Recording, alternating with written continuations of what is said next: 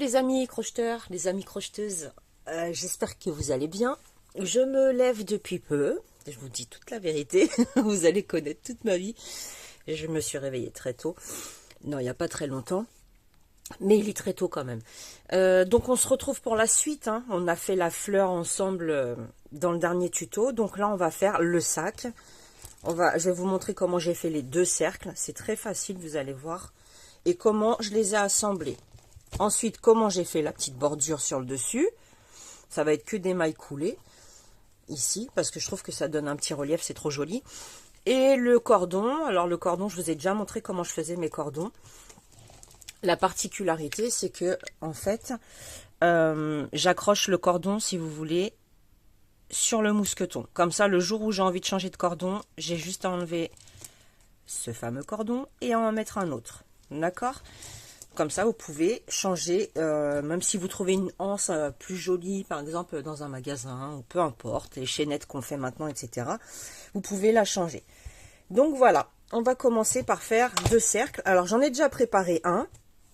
Ça va pas être la même taille parce que je pense pas avoir assez pour faire. Puis je vais pas en faire un deuxième de la même couleur, ça ne servirait à rien. Donc j'en ai déjà préparé un. On va faire le deuxième ensemble, mais vous allez voir, le principe est toujours le même. Crochet numéro 5. Alors, je ne sais pas si vous voyez. Crochet numéro 5. Désolée, j'ai pas eu le temps de faire mes ongles non plus. J'ai beaucoup bricolé hier. Ah, je vais le peser. Alors, je sais qu'il fait 24 sur 25. À peu près. 25 plutôt sur 24. À peu près. Et je vais le peser pour que vous ayez une petite idée. Complet avec les perles et tout. Pour voir combien ça peut peser. Alors, je vais bien le mettre de façon à ce que ça ne bouge pas. Ça veut pas. Oui, 214, entre 214 et 215 grammes. Donc vous voyez que finalement, bah là je me rends compte que, vous voyez, j'ai un petit espace où on voit le fermoir. Il va falloir que je déplace un tout petit peu les mailles pour pas qu'on les voit. 215, je vous ai dit, 214, 215 grammes. Avec la fleur, vous allez la faire dans une autre couleur. Et les mousquetons, etc. Mais avec une pelote du lacet coton macramé de chez Aline Crochet, vous avez déjà assez pour faire les deux cercles. D'accord? C'est parce que moi j'ai rajouté cette couleur pour faire la fleur et du blanc. D'accord? Voilà, le blanc c'est exactement le même que le vert eau. Et lui c'est un coton multicolore. Vous avez beaucoup de choix, pas mal de choix dans la boutique. Je vous mettrai le lien en dessous dans la description et vous pourrez aller voir. Donc au total 214 à peu près. Allez, c'est parti. Crochet numéro 5. On va commencer par faire le cercle magique que je fixe avec une maille. Je rajoute une maille. C'est équivalent, les deux mailles en l'air sont équivalentes à ma première demi-bride. Et dans ce cercle, je rajoute 11 demi-brides. Avec les deux mailles en l'air, ça m'en fera 12. Donc, un jeté sur le crochet, je rentre dans le cercle, j'attrape le fil. J'ai 3 boucles. Un jeté, je passe à travers mes 3 boucles. Première demi-bride. Je recommence. La deuxième. Au total, pardon, nous en faisons 11 pour en avoir 12 avec les deux mailles en l'air du début. C'est très important. Donc, je fais mes 12, enfin mes 11 plutôt, demi-brides.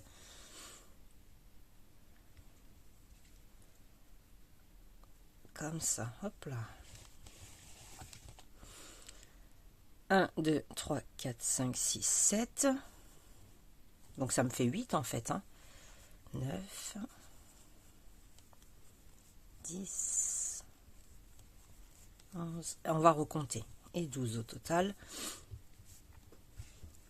Les deux mailles en l'air, ça m'en fait 1, 2, 3, 4, 5, 6, 7, 8, 9, 10, 11 et 12.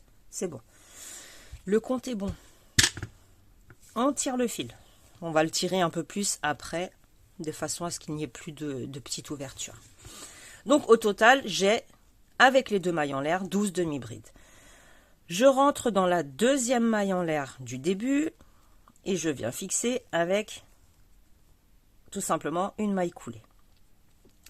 Et là, je monte toujours avec deux mailles en l'air. Sur la maille suivante, je vais venir faire une augmentation. Ça veut dire que je fais deux demi-brides au même endroit. Une première, une deuxième.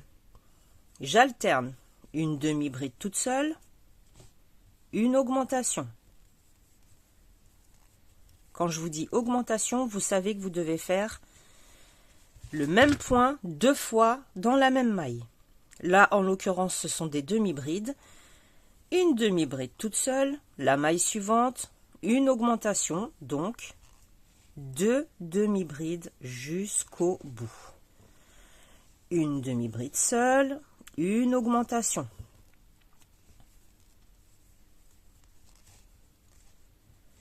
Une toute seule, une augmentation. Il est vraiment génial ce fil, je vous assure, pour crocheter des sacs, c'est vraiment top. Une demi-bride seule, c'est bien rigide, c'est la taille qu'il faut, vous voyez, c'est pas trop gros, pas trop épais non plus, mais juste la taille qu'il faut. Donc une toute seule, pardon, et dans la dernière, une augmentation. On unit sur la deuxième maille en l'air du début. Deux mailles en l'air équivalent à ma première demi-bride. Là, nous devons faire deux demi-brides toutes seules, une augmentation. Sauf que moi, je commence toujours par une. Lorsque c'est un chiffre pair, je coupe en deux dès le début. Ça veut dire que je fais une demi-bride, mes deux mailles en l'air. Je fais mon augmentation. Et là, je repars tout à fait normalement en faisant première demi-bride individuelle et à côté, une deuxième demi-bride individuelle.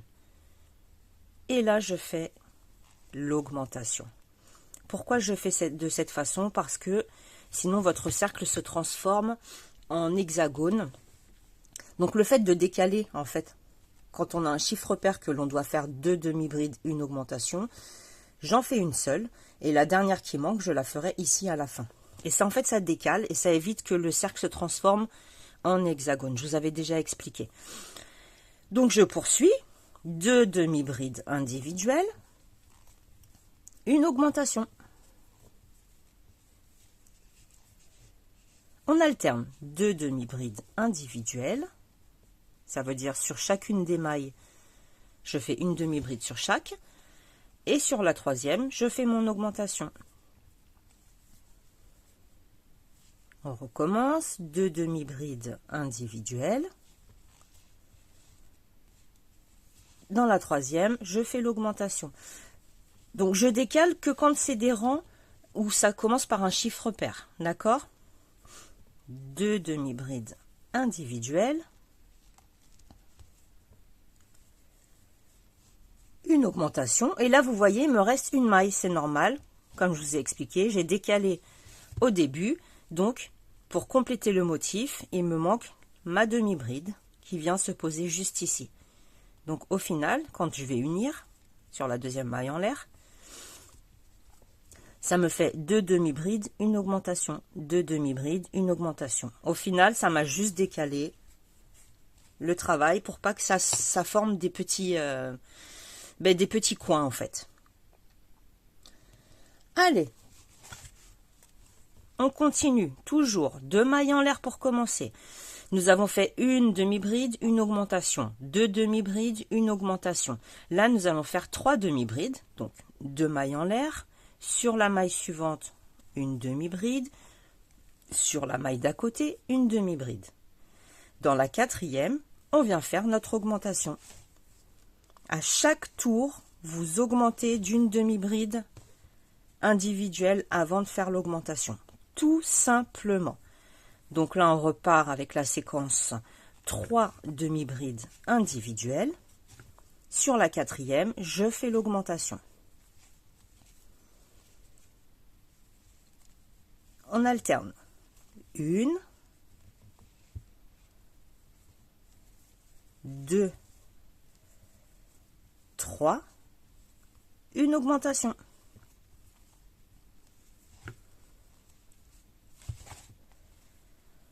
On repart. 1, 2, 3. Et sur la quatrième, je fais mon augmentation. Ça veut dire mes 2 demi-brides au même endroit. 1, 2, 3. Une augmentation sur la quatrième. Vous voyez, c'est toujours pareil. Vous allez de cette façon pouvoir agrandir votre cercle autant que vous voulez. Pour le sac, je suis allée jusqu'à 7 demi-brides individuelles, une augmentation. Ça vous donne un petit peu une idée. Donc, augmentation, 1, 2, 3. Une augmentation, c'est normal, j'ai commencé par une demi-bride individuelle toute seule. J'unis ici même, sur la deuxième maille en l'air du début. Pardon. Alors, 2 mailles en l'air équivalent à ma première demi-bride. Normalement, je dois faire 4 demi-brides, une augmentation. Mais comme je vous ai expliqué, un rang sur 2, je décale mes demi-brides. Donc, je n'en fais que 2. Je coupe le chiffre 4 en 2, donc ça me donne 2. L'augmentation, je la fais de suite. Les 2 demi-brides qui manquent, elles viendront s'ajouter ici à la fin. Et là, je poursuis tout à fait normalement. 4 demi-brides individuelles.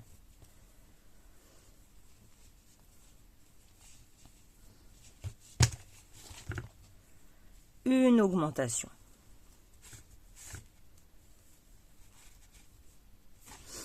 Vous allez voir, ça va tomber pile poil. 4 demi-brides individuelles. C'est que au début, hein, c'est sur les premières mailles.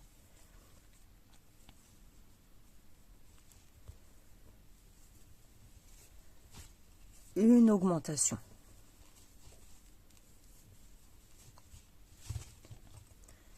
Je continue. 4, 1, 2, 3, 4. Une augmentation et je vais vous expliquer également comment j'ai procédé pour pas que ça gondole. Vous allez voir, c'est très facile. L'augmentation, 4, 1, la deuxième,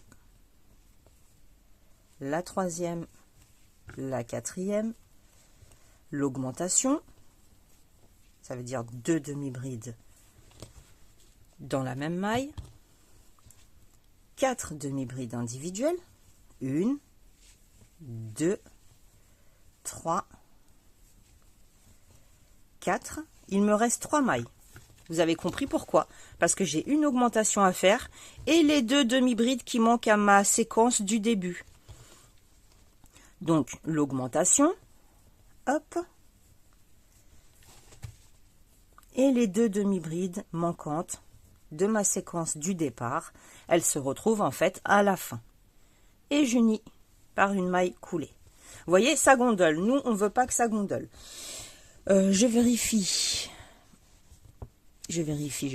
combien j'ai fait ici. 1, 2, 3, 4.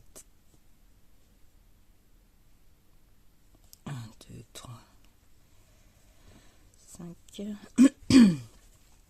Pour que j'ai la même taille, bien sûr. 1, 2, 3. Là, c'est 4, 5. Voilà. Il me reste un dernier tour à faire. Je vais vous expliquer ce dernier tour. J'avais du mal à me repérer. Donc, parce que pour cette taille, je veux la même taille. Bien sûr, on fait 2 cercles identiques. Là, ça gondole. Moi, ça m'énerve. J'aime pas quand ça gondole.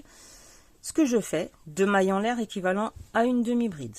Sur la maille d'à côté, une augmentation. Je m'embête pas plus que ça.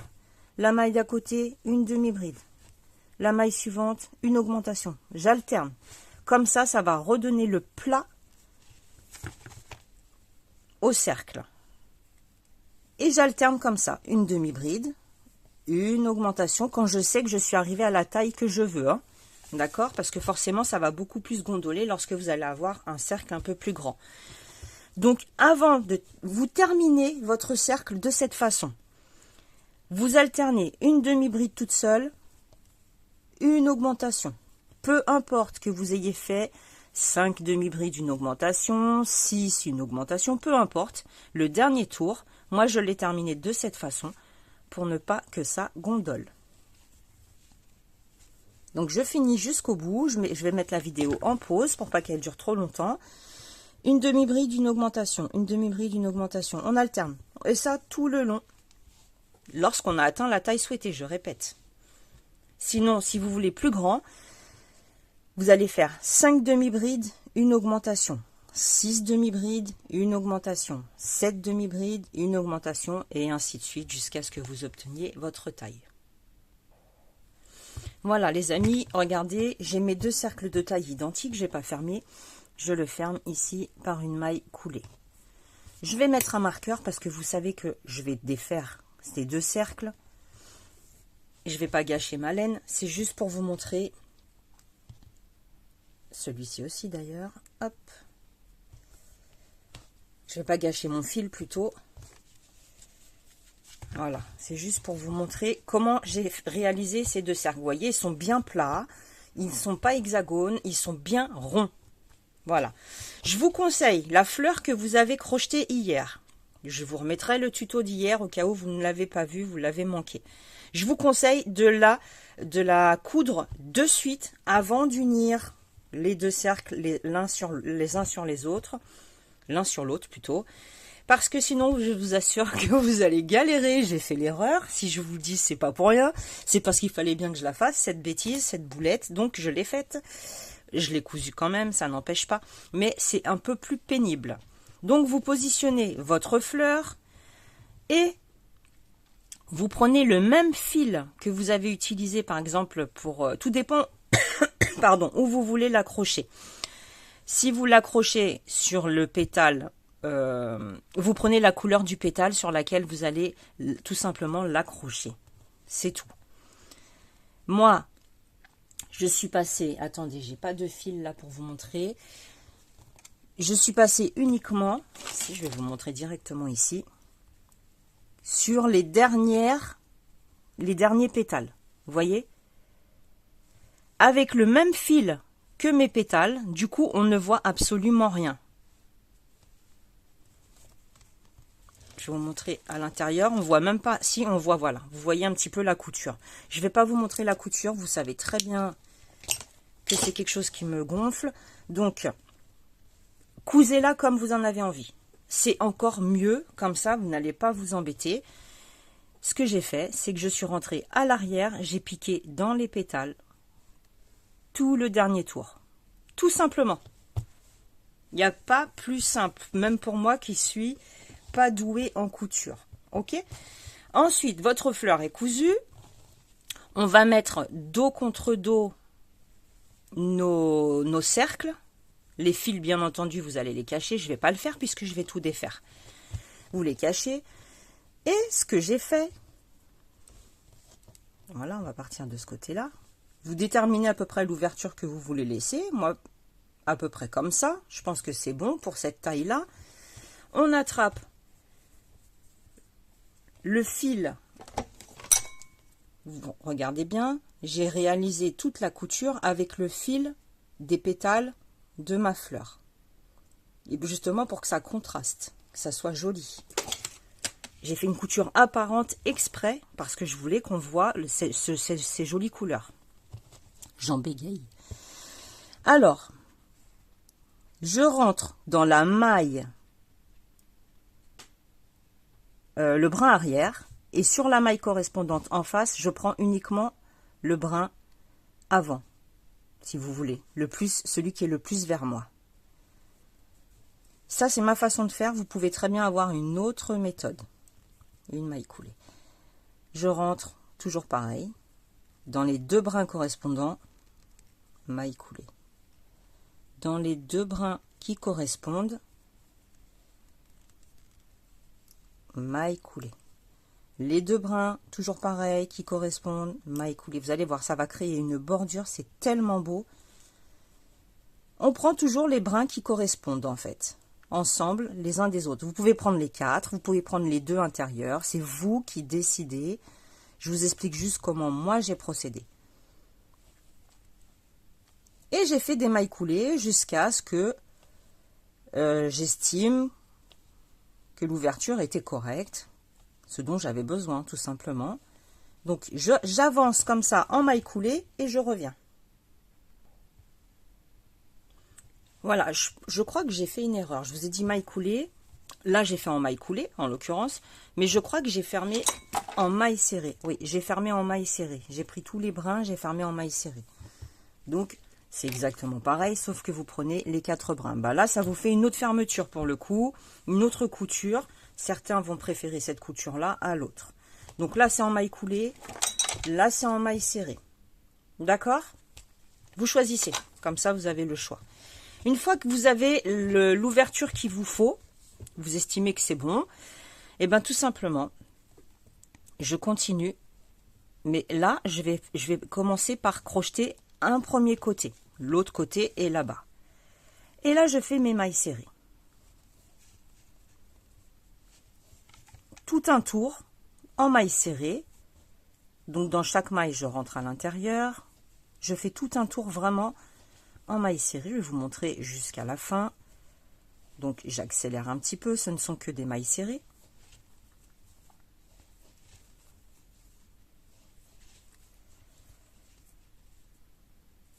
Hop, un petit peu de fil. Je rentre même dans celle-ci, c'est pas grave, je vais retirer de toute façon les marqueurs, après je vais tout défaire. Voilà, j'arrive ici. Ici même. Alors, ce que je fais, je rentre ici, juste avant la couture, dans le petit espace là. Je fais une maille serrée également. J'essaye de rentrer au milieu. Une maille serrée. Sur l'autre côté. Une maille serrée avant d'arriver dans la maille de mon marqueur. C'est la maille de finition en fait si vous voulez. Et je repars dans l'autre sens. Sur les côtés, j'ai fait 3 mailles serrées. Voilà, comme ça c'est simple. Et c'est là que j'ai accroché mon... J'ai crocheté par-dessus mon petit... La petite... ah, je ne sais plus comment ça s'appelle. Vous savez.